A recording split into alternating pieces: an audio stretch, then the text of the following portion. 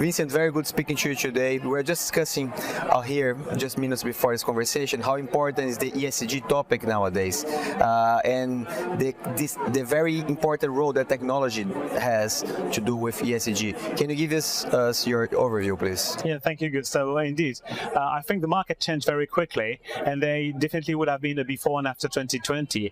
I don't know exactly why, if it's due to the regulation or the pandemic, but after 2020, the real estate industry understood that the climate change is a central point. It has to be taken into account, and the energy efficiency, the carbon efficiency of assets is absolutely key.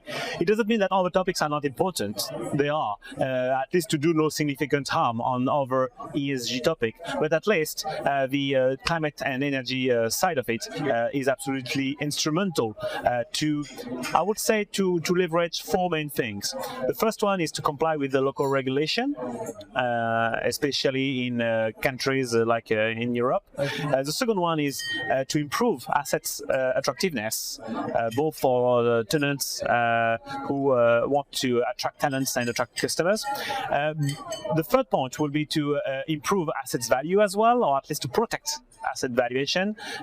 We used to talk a lot about brand discounting, for instance. And the last but not the least is access to capital. And especially in hard times now, we see that more and more lenders ask for credentials around ESG. And if you want to leverage money, you need to show in good faith what you can do to improve it. Perfect. And you are active in over 50 countries, 60-something countries, right? How do you compare those markets nowadays? Where do you see more talks on ESG in a more sustainable way? And where would you expect the largest growth for your company? We all know that the biggest market in the world of real estate is the US. However, in terms of maturity for this topic, I would say that Europe is ahead of the market. It's mainly due to EU taxonomy, and in some cases, like even including the UK, local regulations, compulsory EPCs, décret tertiaire in France, in the Netherlands, etc.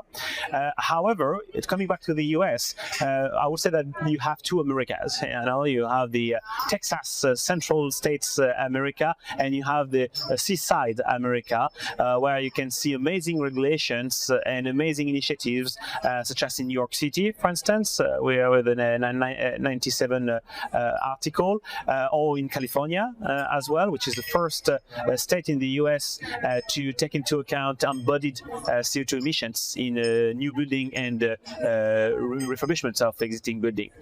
In terms of APAC, it's very diversified, so you have some countries that are very ahead, others are very late, and so I would say that APAC is second or third in terms of maturity.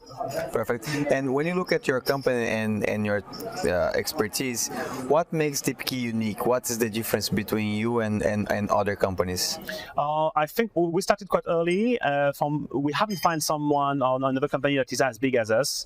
We have 400 employees, 29 different nationalities across 6 different offices in the world, and we help 425 customers with their 1.7 million assets. Yeah, it's a lot because we have a lot of, 2/3 of it is residential and infrastructures, but still we have a huge and untapped database based on the data we collect on behalf of our customers.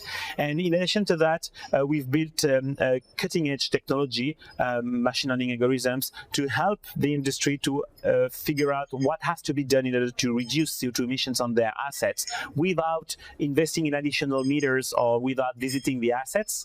And this technology is crucial to, at scale, find the right investment plans for the different assets.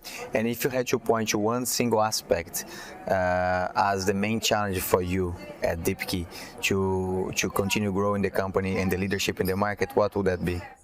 I would say on board quickly enough people and train them, and to make sure that we can serve and help our customers. This is the main challenge for us because we double our staff every year. So last year we were 200 people, now 400, and so there's a lot to manage on this. Impressive. Thank you very much for. Thank you, Gustavo. Thank you, Vincent.